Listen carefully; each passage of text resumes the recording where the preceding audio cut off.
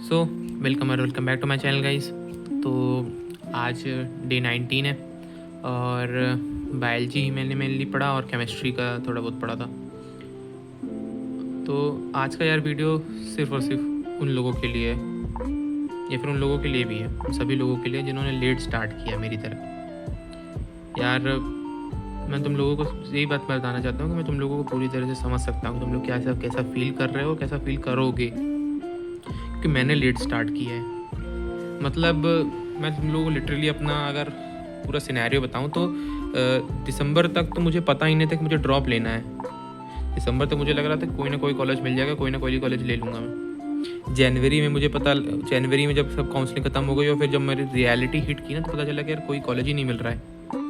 जनवरी, फरवरी, मार्च पूरी तरह से बर्बाद गया, उसमें कोई भी सीरियस डेवलपमेंट नहीं कर पाया मैं। फिर अप्रैल में मैंने ये यूट्यूब चैनल स्टार्ट करने का सोचा कि यूट्यूब चैनल स्टार्ट करूँगा, अच्छे से पढ़ाई करूँगा, जल्दी कंप्लीट कर लूँगा। तो यार सब कुछ प्लान के अकॉर्डिंग टू नहीं हुआ, बट ये है कि मैंने कम से कम स्टार्ट कर दिया। अब लास्ट के 10 दिन बचे हुए हैं और तुम ना मैं एक्सपेक्ट कर सकता हूँ और ना मैं एक्सपेक्ट करता हूँ कि मेरे 600 प्लस आ जाए, 700 मार्क्स आए। ये सब वैसे भी एक सुपरफिशियल बातें टाइप की मुझे लगती है। मैं बस इतना करना चाहता हूँ कि मैं मेहनत सिर्फ इतना कर लूँ कि मेरे शरीर में जितनी मेहनत है और जितनी मैं मेहनत कर सकता हूँ, जितना मेरा पोटेंशियल है उसे अनलॉक कर सकूँ। और जितने लोगों का भी लेट स्टार्ट किया हो ना यार, मैं तुम लोगों को पूरी प्रॉब्लम्स बता क्योंकि मैंने खुद लेट स्टार्ट किया हुआ है। डिप्रेशन, एनजाइटी, फोकस नहीं आ रहा है, तुम्हारा रिकॉल की कैपेसिटी जा चुकी है। ये देखो आज मैं जब पढ़ाई करता हूँ तो मैं ऐसे पढ़ाई करता हूँ, ये कुछ समझ में आ रहा है नहीं आ रहा है ना। मैं NCERT यहाँ पर देखो NCERT पढ़ता रहता हूँ, यहाँ पर वो उसके धीरे धीरे लिखता रहता हूँ, एक पैराग्राफ पढ़ता हूँ उसको बनाता हूँ। इसकी वजह से तुम लोगों को क्या लग रहा है कि मेरे इतना सिलेबस क्यों चल रहा है? क्योंकि मेरी फोकस की जो कैपेसिटी थी वो ख़त्म हो गई है। मुझे इन फोकस की कैपेसिटी को रिकॉल करने में इतना टाइम लगा। ये देख लीजिए सिर्फ एक दिन में मैंने इतना कुछ पेजेस भर डाले। तो यार ग्राइंड तो करना ही पड़ेगा, ज़िंदगी भर ग्राइंड करना है। तो ग्राइंड तो अब वैसे भी ऑप्शन के उसके अलावा ऑप्शन क्या है? छोड़ देते यार 10 दिन के लिए, कुछ नहीं होने वाला लाइफ में, वैसे भी ना कुछ हो रहा है ना कुछ होगा। बट ये मैं कह सकता हूँ कि 10 दिन अगर अच्छे से प्रिपरेशन कर ली तो शायद तुम्हारे 50 मार्क्स 100 मार्क्स तक बढ़ सकते हैं।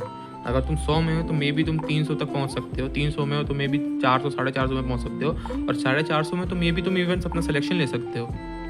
और तो यार मैं ये बात बता रहा हूँ कि ये जो NTA और जितना भी क्लिक बेट वाले वीडियोस डाल रहे हैं सभी कोचिंग सेशंस, उनके ऊपर भरोसा मत किया करो, ठीक है ना। मैं तुम लोगों को बता रहा हूँ कि यार वो सब दिमाग ही ख़राब करते हैं, वो इतना ज़्यादा मतलब पैनिक कर देते हैं, क्योंकि NTA पे कोई भरोसा नहीं कर सकते। NTA ने पिछले साल का भी पेपर ऐसे ही बनाया था, इस साल का भी पेपर ऐसे ही बनाया है। तो अगर तुम लोग सोचोगे ना कि उसके बाद में कुछ अच्छा कर देगा, तो कुछ अच्छा होने वाला नहीं है। लाइफ से इतना ज़्यादा एक्सपेक्टेशन है ही नहीं कि लाइफ बहुत ज़्यादा अच्छी टर्न आउट करेगी मेरी, ठीक है ना।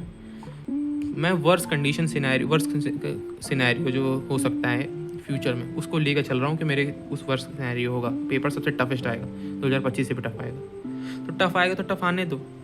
वैसे भी प्रिपरेशन तो अभी भी बेकार है, टफ पेपर आएगा तब भी बेकार है, इजी पेपर आएगा तब भी बेकार है। अगर टफ पेपर आएगा तो शायद तुम्हारा हो सकता है कि तुम्हारे कट ऑफ क्लियर करने के चांसेस बढ़े, क्योंकि टफ पेपर आएगा तो सबके लिए टफ आएगा ना।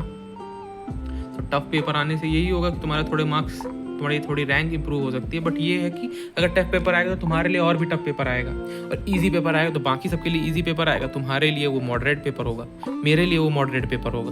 तो यार मैं तो कोई एक्सपेक्टेशन नहीं रखता है कि कैसा पेपर आएगा कैसा नहीं पेपर आएगा। मैं तुम लोगों को भी यही सलाह दूंगा कि ज़्यादा मत सोचो इस सब के बारे में, ठीक है। और पढ़ते रहो, और जितना हो सके ना उतना पढ़ने की कोशिश करेंगे। अब लाइफ में जो भी हो रहा है जैसे भी हो रहा है, ठीक है ना, अब उसको देखते जाओ, आंख बंद करके से पढ़ना शुरू करो। कोई स्ट्रैटेजी नहीं, कुछ नहीं। कोशिश कर लो कि बायोलॉजी पूरी कंप्लीट हो जाए और केमिस्ट्री के इंपॉर्टेंट चैप्टर्स कंप्लीट कर लो। फिर अगर थोड़ा बहुत टाइम बचे तो फिजिक्स के इजी चैप्टर्स कंप्लीट करने के बारे में मैं सोच रहा हूँ, ठीक है। और जब मैं बोलता हूँ तुम लोग तो ऐसा मत समझा करो मैं तुम लोगों को ज्ञान दे रहा हूँ या फिर तुम लोगों को ये सब बोल रहा हूँ कि मैं तुमसे ज़्यादा बेटर हूँ, मैं तुमसे भी ज़्यादा वर्स्ट कंडीशन में हूँ, ठीक है। मैं ये सब अपने आप को समझा रहा होता हूँ। जब ये तुम लोग बोल रहा हूँ तो मैं उसको इमेजिन कर रहा होता हूँ कि मैं अपने आप को ये समझा रहा हूँ, ठीक है।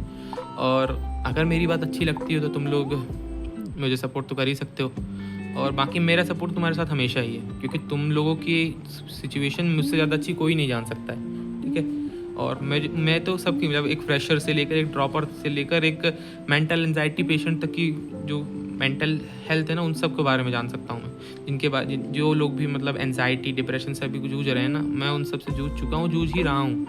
ठीक है। तो बस ये है कि उसको क्लिनिकल इतना ज़्यादा डिप्रेशन, इतना बड़ा एंजाइटी नहीं है, बस उसका नाम दे दिया है कि इसके बाद चेक करो, बस मेन ये है कि डर गए हैं अंदर से।